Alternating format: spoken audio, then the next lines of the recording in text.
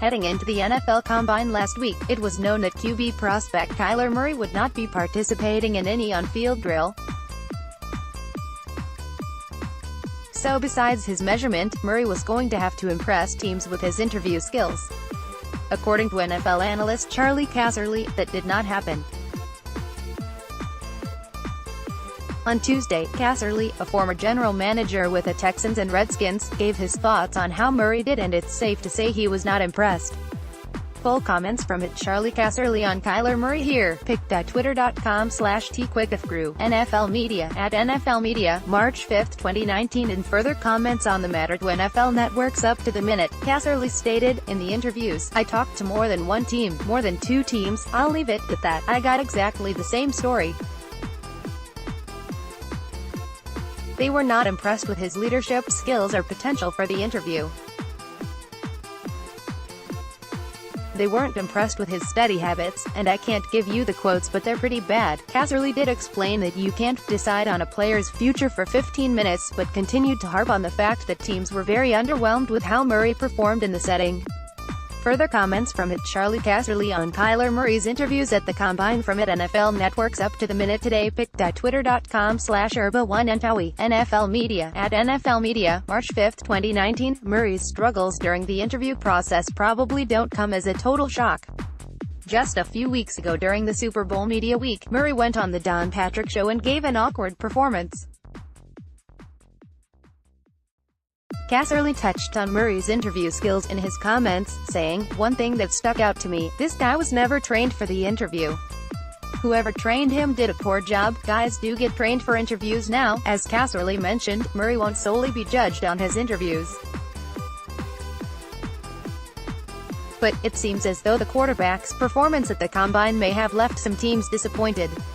More Redskins news. For some weeks now, the situation between safety Landon Collins and the New York Giants has been front and center in the NFL news cycle. After reports surfaced that Collins was unhappy with his current situation and had cleaned out his locker, speculation about his time in New York coming to an end began to pick up. On Tuesday it became a reality, as the Giants declined to place the franchise tag on Collins, making him a free agent. "I want to thank the Giants organization for believing in me and allowing me to have 4 great years in NY. I can't express how great it was to play with my teammates and in one of the greatest cities in the world. I will forever cherish my time in the blue and white." And the Landon Collins, @thehumble_21, March 5, 2019. Reports began to surface Monday that New York was considering the option of not using the tag on Collins, but the team did have until the deadline at 4 p.m. on Tuesday to make a decision. As the clock ticked to 4:01 p.m., Collins entered the open market. With his time as a Giant coming to an end, Collins now has the opportunity to sign with any team he likes. One team that could be a fit, the Washington Redskins. There's no denying that Washington would benefit from at least exploring the option of bringing Collins to DC, as the two seem like a solid match. In his 4-year career, Collins has gone to 3 Pro Bowls and earned first-team All-Pro honors in 2016. Redskins are in desperate need of help in the secondary, with the departure of DJ Swearinger Sr. toward the end of last season and Clinton Dix's future in Washington uncertain. There are multiple holes that need to be filled. With his skill level, Collins would be a welcomed addition. While the Redskins would love to have Collins, only time will tell if the feeling is mutual. One potential selling point for Washington could be the Alabama connection. Collins, who played for the Crimson Tide from 2012 to 14, would join a roster has more than a few players from his alma mater. But even if that is enticing, money could still be an issue in the negotiations. As NBC Sports Washington's Redskins insider J.P. Finley has detailed, the Redskins would need to make some spending cuts in order to meet the potential contract Collins will command. Collins' free agency courting won't begin until March 13, but the news today confirms that he will be in the mix. For now, that's good news for the Redskins. More Redskins news. For weeks, if not months, the general consensus pointed to elite defenders like Landon Collins and C.J. Mosley getting tagged by the Giants and Ravens, respectively. Not anymore. Reports came out on Monday showing that Baltimore does not intend to put the franchise tag on Mosley, and New York won't tag Collins either.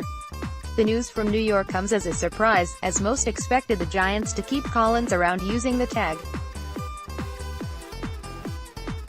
At safety, the franchise tag would have carried an $11 million, fully guaranteed salary for the 2019 season.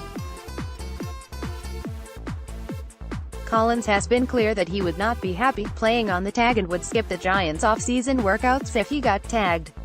Maybe those threats worked, or maybe the Giants decided that a long-term deal with Collins wasn't going to happen.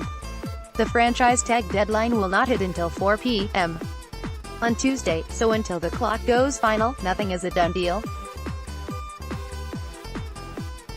Still, Collins on the free agent market would have a number of suitors. Pro Football Talk ranked Collins the No.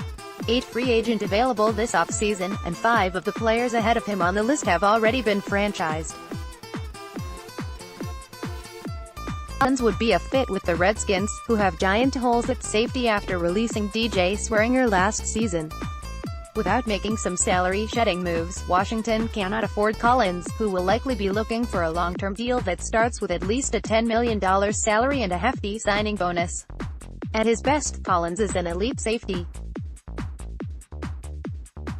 In his second season in the NFL in 2016, Collins made the All-Pro team, registering 5 interceptions and 4 sacks to go with 125 tackles.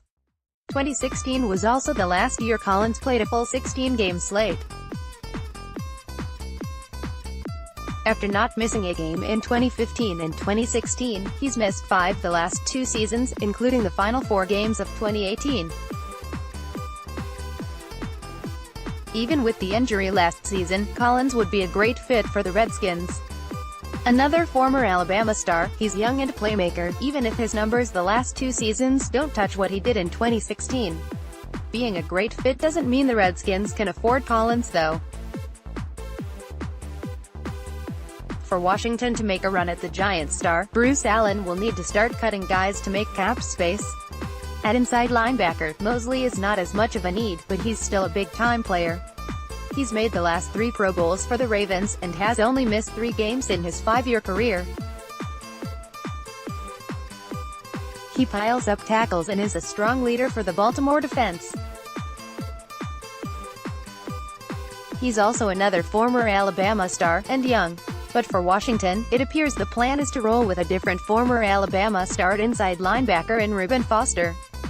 First, the linebacker needs to be taken off the commissioner's exempt list, where he landed last fall shortly after signing with the Redskins. Foster's history is complicated. He dealt with 2 domestic violence accusations in 2018 and also a drug suspension, but when he's on the field, he makes plays. Mosley seems an unlikely target for Washington. Jay Gruden's team still has Zach Brown under contract, a speedster linebacker that was great for the club in 2017 but his numbers slipped a bit in 2018 while he dealt with an oblique injury. Brown's hefty 2019 salary makes him a possible cap casualty, particularly considering he was benched late in the 2018 season. It's also possible Mosley stays in Baltimore, just at a more reasonable price than the franchise tag allows. In the NFL formula, the franchise tag groups all linebackers together, so outside linebackers that collect sacks and pressure quarterbacks get lumped in with the tackling bunch of players that play inside linebacker. That means the price tag for Von Miller and Khalil Mack drives up the tab for guys like Mosley. Much like running backs, the NFL has started to devalue the playmakers in the middle of defenses. Don't expect Mosley to move south down I-95 and land in Washington, but never say never either. More Redskins news.